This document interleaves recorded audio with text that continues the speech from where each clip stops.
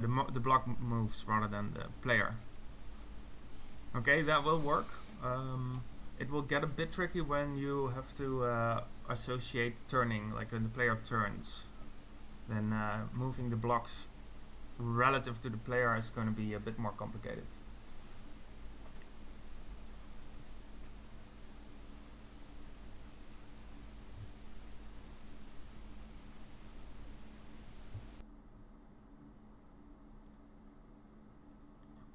Yeah, I'm also not a software kid. I think it communicates well. Yeah, good job. I get what you mean with this. You could look at the tools that other people are recommending for you know, getting when it gets a little bit more complicated.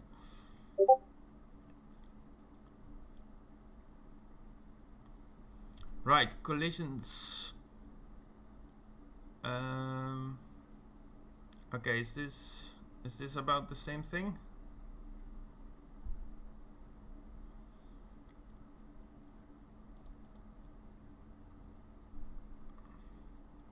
I'm not sure if the collisions are all the same discussion as the factory at this point.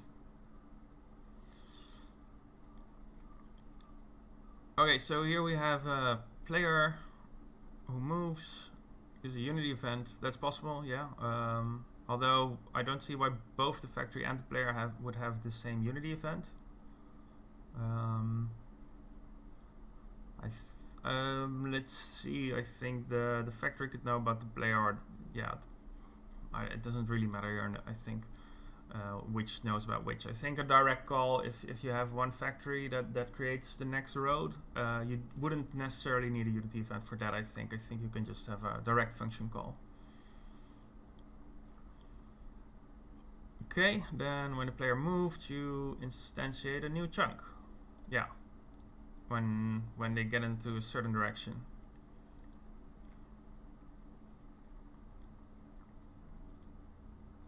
Okay, anyone have any other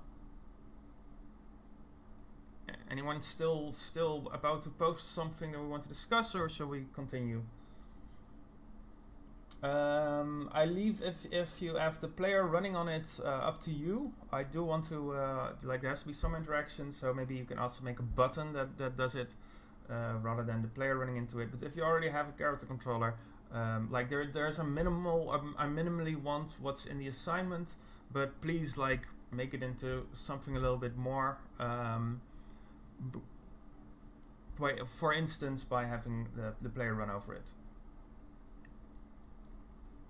Okay, so things you don't understand. If you're comfortable, post them in the Discord group, the GD420 Discord. If you want to discuss them personally with a teacher, either just send them to me or to Shak or any of the other teachers who are available. DMs are open.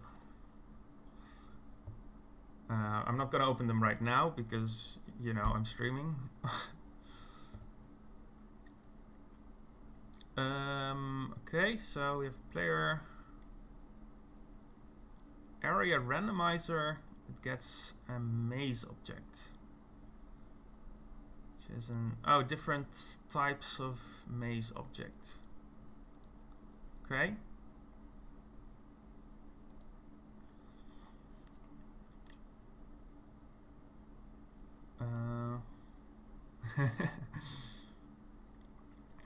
Okay, so yeah, okay, I see what you mean. I'm going to drag this over to the other screen now.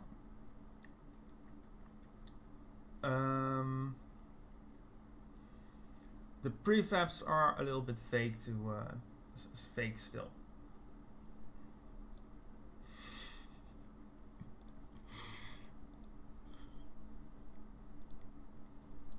So let's see how the version that I did. I changed it a little bit just now. So instead of doing it automatically, the way you saw before, I now made my road factory. I gave it a button. Wait, let me see if I'm not in the way of my own thing. No, I'm not. Good. So now there's a button. and it's exactly the same thing. I just changed the condition. So let's look at what the prefab here is. Because we've already discussed the theory, but let's see it in practice. You see my road factory here has a reference to a prototype block. I'm not sure if you can read that well. I hope so. This block, if you see the thing blinking in at the bottom of the screen, that's an asset. That's like in my project view next to my scenes and my scripts. I didn't put everything in folders as I should, but here you go. That's a prefab. That's an asset. Now, how do I create one of those? It's very simple. I just create whatever I want here, and I don't know. Let's have 2 cylinders. Then I'll add a script to it. Block, call it block, and let's have a transform. Okay, so I'm just recreating the prefab that I already had, but I am now making it, instead of a cube, I'm making it these 2 cylinders. And here's the next transform going to be. So I have a script on it. I have these 2 cylinders. I'm going to tell this my block code, my script, that where it's going to spawn the next one. And now I'm going to drag the whole thing into the project view, and you see a little arrow, and I drop it, and it has become a prefab. It's really that simple. So I can delete it from my scene now. I don't need it there anymore. And I can tell my road factory, which was using this block, to use a cylinder instead. And let's see if that works. It does. That's a strange road.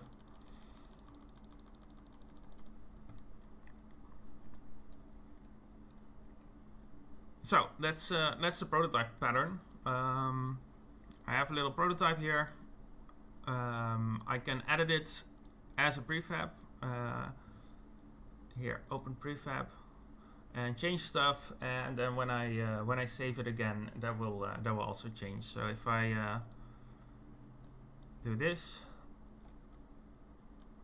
now I'm gonna have an even weirder road. Then it will save. You will see in the scene it is also moved. Now, if I change something in the scene, that's a good thing to note.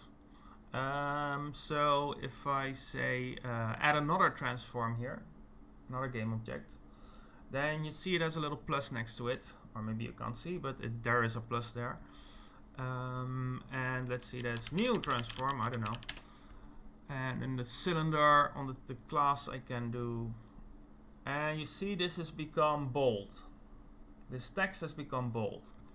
And that means I am no longer changing the prefab itself. If I click on this, on open prefab, it will not have the changes that I had. It doesn't have my new transform, but it is what's called an override. So if I look here at the overrides for the prefab, it shows me, okay, you've changed something on the block script, namely you've changed the transform value, and you've added a new transform, a new game object.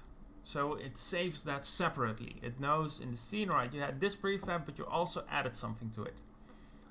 So you can adjust settings. You can have a prototype and then change some settings when you're using it in the scene.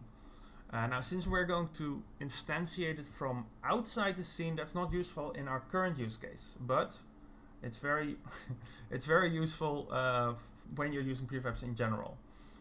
You can even say, if I think, all right, I've got this new transform and it's a nice alternative, which I might also want to use, I can drag that in as well.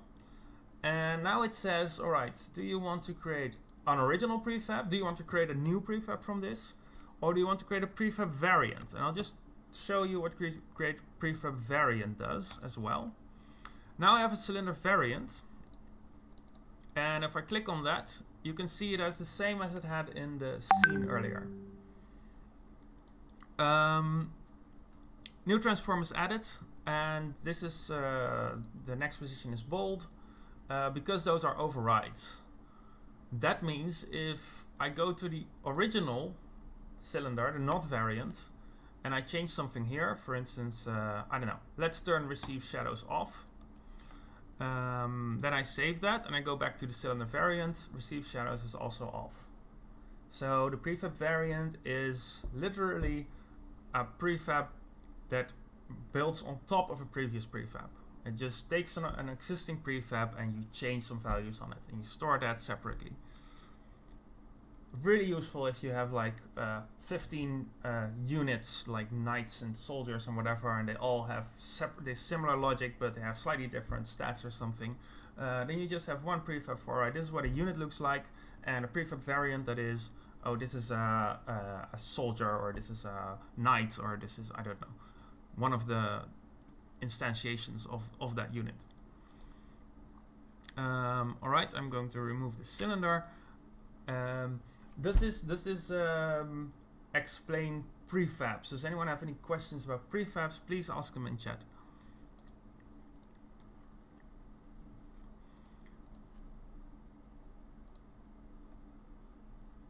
Okay.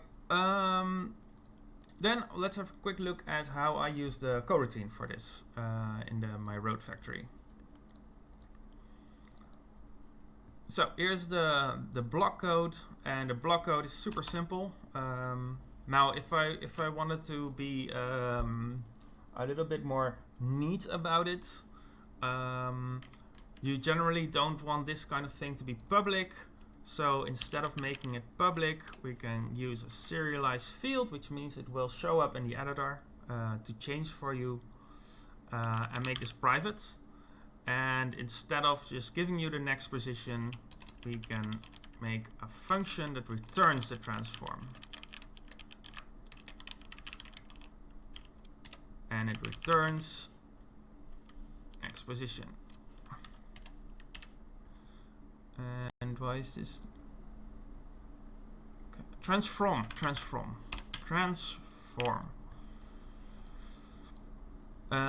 This does exactly the same as what I just had, but it makes sure that that from any other script I can't change this. I can't modify it. I can only get it.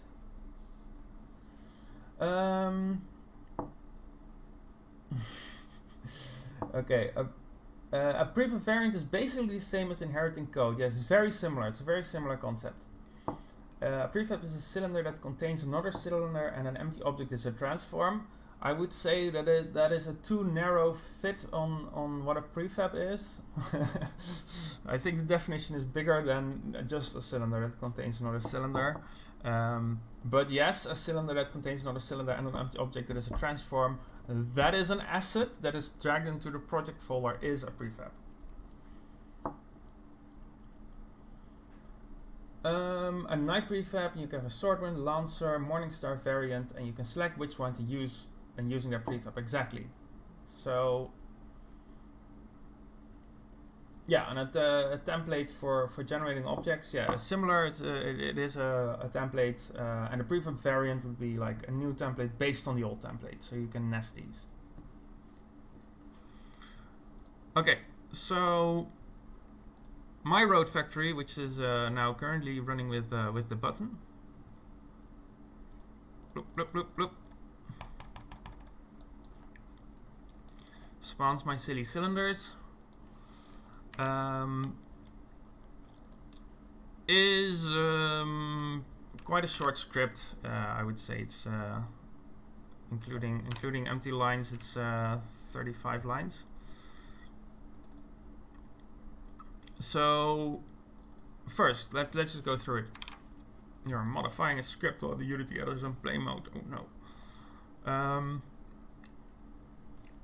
Let me make this bigger. Okay, let's go through it line by line. So the block is our prototype. This is our factory, and the block is the object that I have put on the root of my prefab. So like I said before, when you instantiate it, it will instantiate the whole game object. It won't just instantiate this script, it will instantiate the whole game object that it's on, including any child game objects, the whole thing. Then I have the first spawn, because I need to start spawning my road somewhere. Oh, and it's recompiling. And in this case, the road factory just has its own transform to start spawning from, but I could set that anywhere. It's just where it starts. Then I have a field boolean can spawn next. I put it on serialize so it shows up in the inspector. Hang on, not database, go away.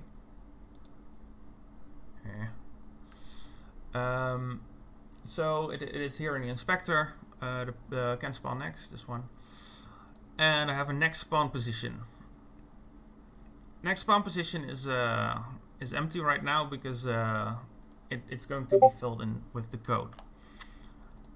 Now,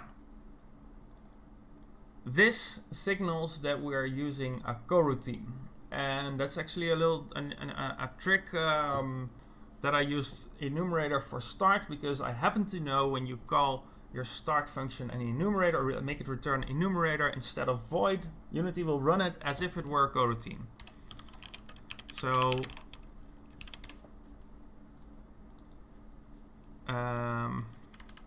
coroutine start.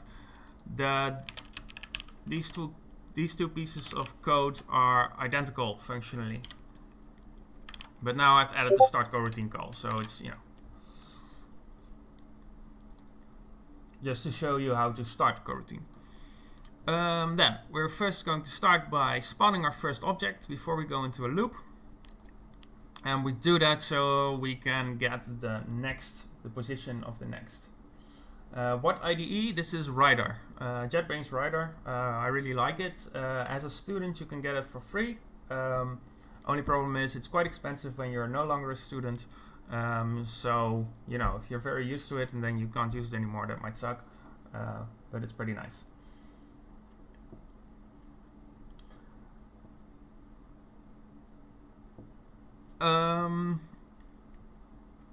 Okay, so let's look at the spawning code first before we go into the coroutine. Spawn next, we need a position to spawn at. I'm using a transform. You might also use vector 3 for position and a quaternion. Let's see, vector 3 position and quaternion rotation. You will learn what quaternions are, and you will hate them. So let's forget about that for now and just use the rotation of the spawn at. So we're just going to copy the rotation of something else. That way we don't have to think about it. Quaternions are quite complicated. So we are going to spawn at the new position that we have been passed in, the transform. And then we're going to create a new object, a new block. And we're going to create that by copying our prototype. Instantiate your prototype, which is a prefab. Then we are going to give it a position and a rotation. You can see it has the position and rotation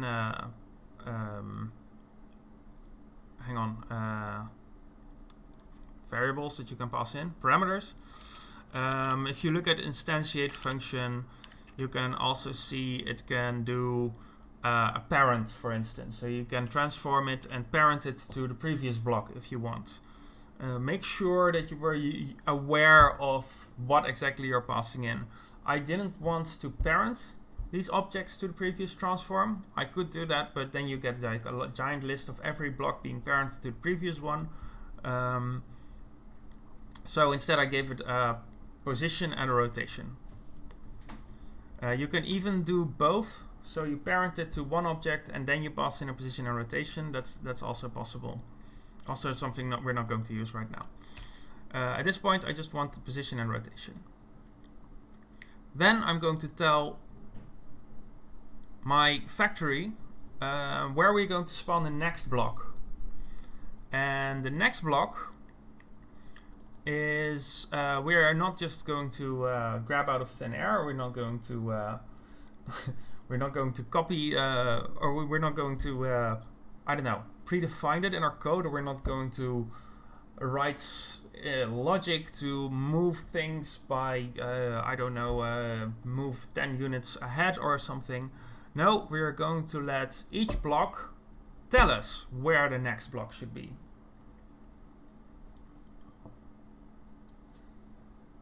Name the transform parameter into new transform in position.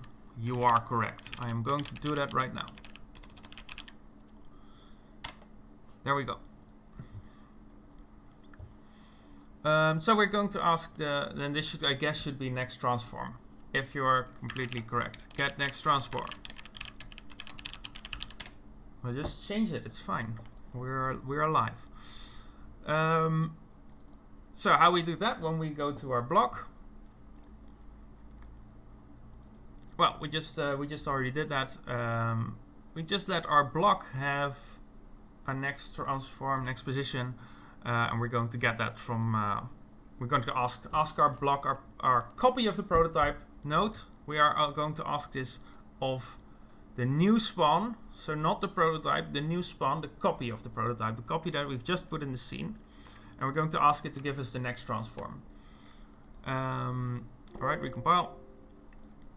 And here we can see the next position is here. And you see that the next cylinder has been pasted in, or has been, copy and pasted into the position of this transform. And then when we go to this one and we ask it, hey, what is your next transform? Well, that's the one here. And if we go to the next one and ask that, where is its transform, its next transform, that is here. So each one is telling our factory, you know, I know where you need to paste your next prototype. It is at this position, and I can just edit that in the editor. Wait, I'll show that too, because why not?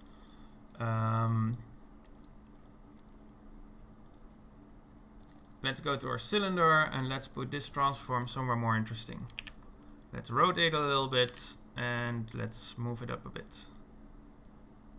There we go, why not? And our road factory, and let's see what this does.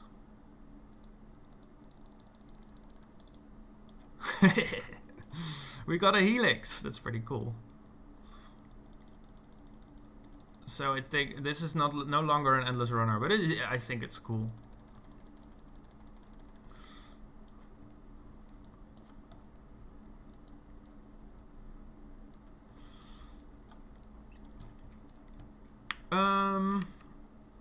All right, so that's our spawn logic. And then we tell it, oh, by the way, the next spawn we don't want to spawn a new one.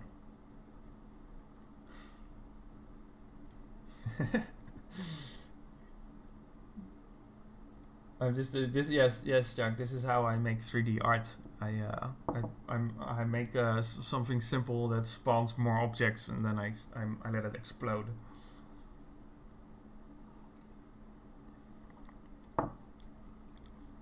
Okay, let's go look at back to the coroutine, because that's the last part of this.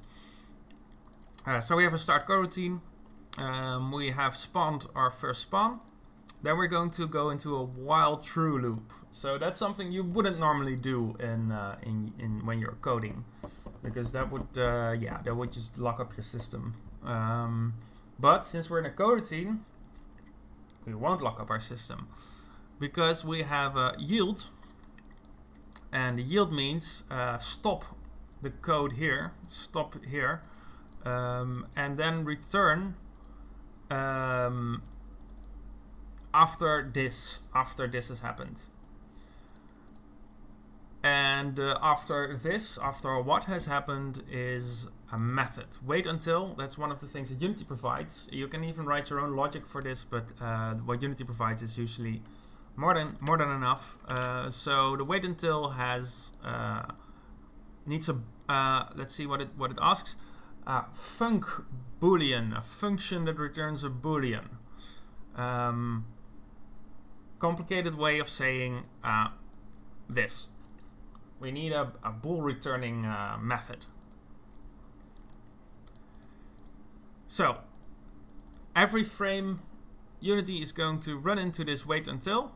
It's going to it's going to stick here, and it's going to ask spawn next block. What are you returning? Are you returning false or true? If false, it doesn't do anything for that frame. If true, it says here, all right, wait until has returned true. So we can go to the next line.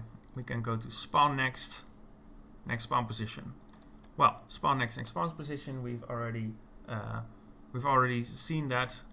That's where we're going to create a new spawn. We're going to set the transform for the next one, and we're going to stop spawning.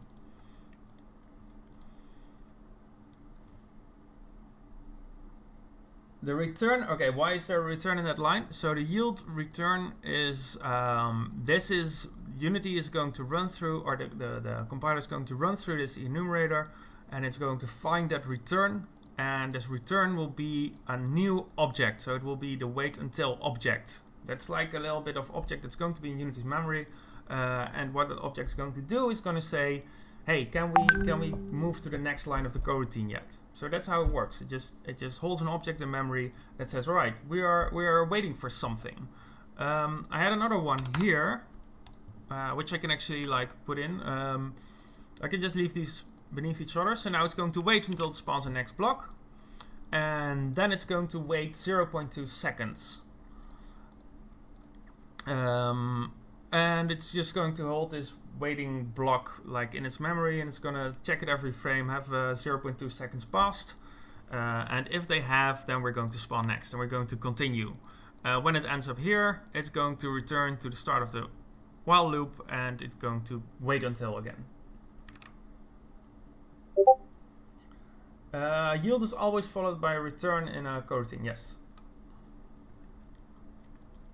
Okay, so let's see what that change did. So now I have to wait 0.2 seconds before it spawns the next one.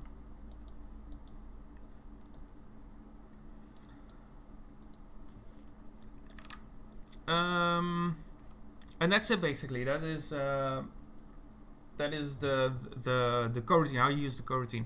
Now, if you are interested, I can actually make another coroutine here, which we already showed, which is the timer. Now, let me see if I can do that like this. Enumerator start, and we're gonna have I'm going to look back at the. I'm going to let me see what I was gonna do.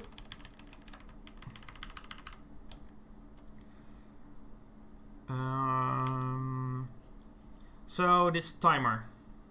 Let's have something like this.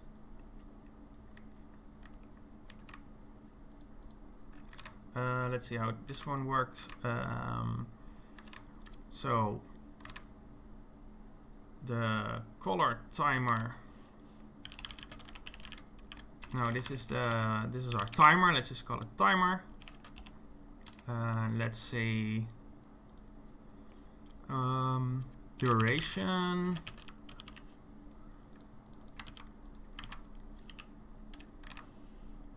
Oh wait, we're gonna count up, so this is 0. And then while timer is smaller than duration, we're gonna do something, and we're going to yield return. You know, let's yield return null. This means it will do it every frame. Now let's do the every wait for seconds 0.1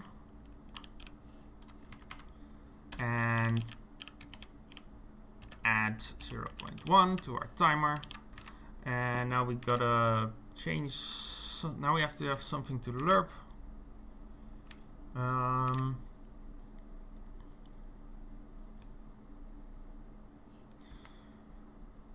Let's do the position. So we're gonna save our start position. This is just extra stuff, by the way. You don't need to know this, but it might be interesting to see how you can use this. No, wait. We are going to yield return null, and we are going to add time.delta time. So we're going to, every frame, we are going to add to the timer the amount of time that frame took. But first we are going to set our start position equals transform dot position, and then we are going to add float length 3f. I don't know. Let's see. Say 3. So we're going to set we're going to take the start position that we had, and then we're going to set our transform. Wait. To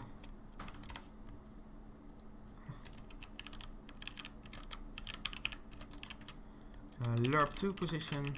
Hang on. So live coding, very good idea.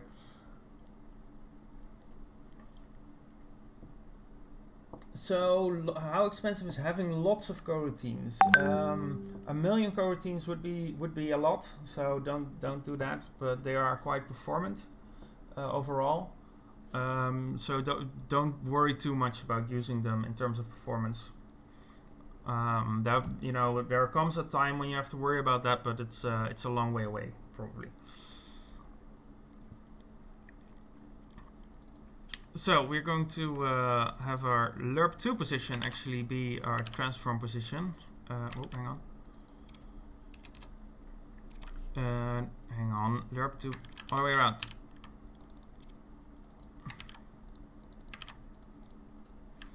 And we're going to have our start position equal the transform dot position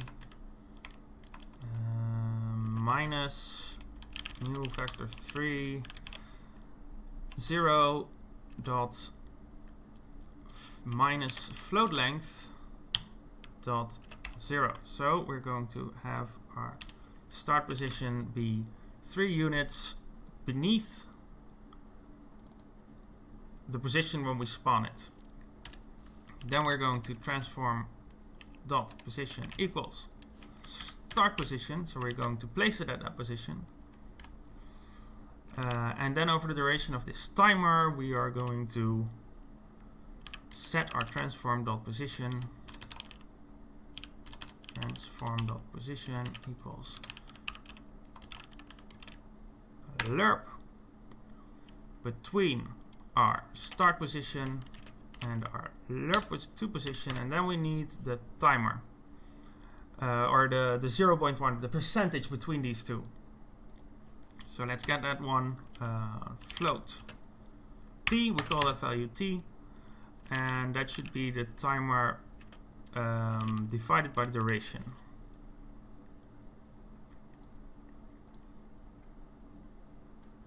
So how much has passed?